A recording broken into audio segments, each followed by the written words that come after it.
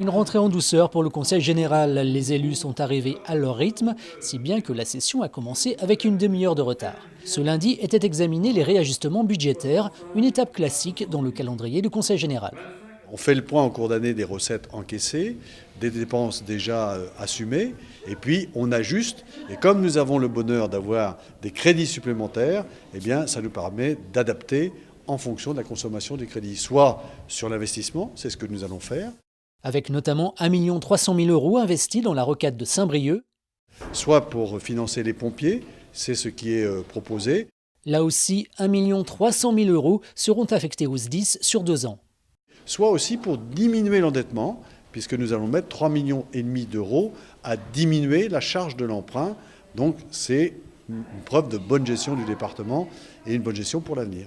Un avenir qui doit forcément tenir compte de la conjoncture actuelle. Croissance faible, chute du marché immobilier, hausse du chômage, financement bancaire compliqué. Difficile d'équilibrer un budget dans ces conditions. Pour Claudie Le Breton, la reprise passe notamment par les mesures fiscales prônées par le gouvernement. L'opposition, elle, temporise et estime que des économies peuvent déjà se faire au niveau des collectivités locales. Quand j'entends dire que le nombre de collectivités locales ne pose pas de problème, bien sûr que si.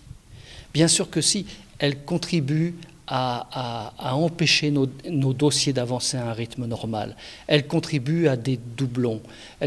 Donc nous avons besoin de réformer, mais il faut que les élus acceptent aussi de se réformer, puisque c'est eux qui détiennent en définitive le pouvoir de se réformer et de s'auto-réformer. Il est nécessaire que les élus se réforment et réforment le fonctionnement des collectivités locales. Il y a trop de gâchis et trop de doublons dans ce domaine.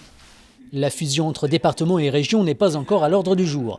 Pour la majorité, il est important de montrer que le Conseil général peut être un acteur important dans le redressement économique du département.